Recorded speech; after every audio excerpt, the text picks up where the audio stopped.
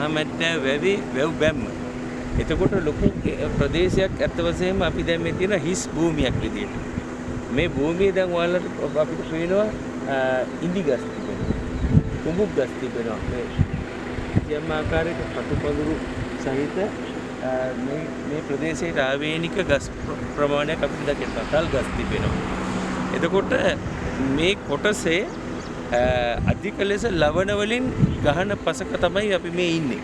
අපි මේ පහළ බැලුවාම සුදු පාටට මේ ලවණ සහිත ඉඩමක්. එතකොට මේකේ අපි සාමාන්‍ය වීවගා කිරීම වගේ දේවල් ගත්තොත් අපිට මේක කරන්න අපහසුයි.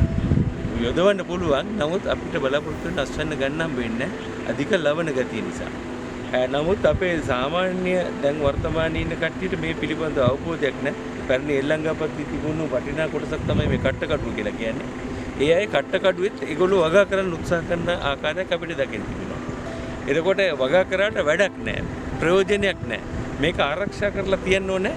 මේක ආරක්ෂා වුණොත් තමයි අපිට පේන මෙතනින් එහා පැත්තේ තියෙන කුඹුරු සාරසාර කුඹුරු යයක් වගා වෙලා තියෙනවා.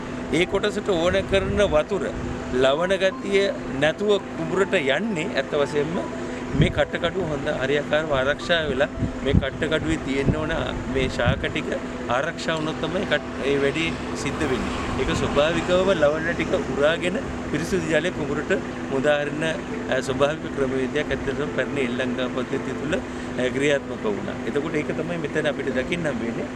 පහුගිය කාලේ ක්‍රියාත්මක වෙච්ච වැව්වම් පුබුදුව ව්‍යාපෘතියේදී මේ කට්ටකඩුව කියන එක වෙන් කරලා මේක මේ සීමාව ආරක්ෂා කිරීමේ වැදගත්කම දක්වන පූර්වයක් තමයි මේ ඔබට මේ විදිහට දකින්නට හැකියාව තිබෙන්නේ.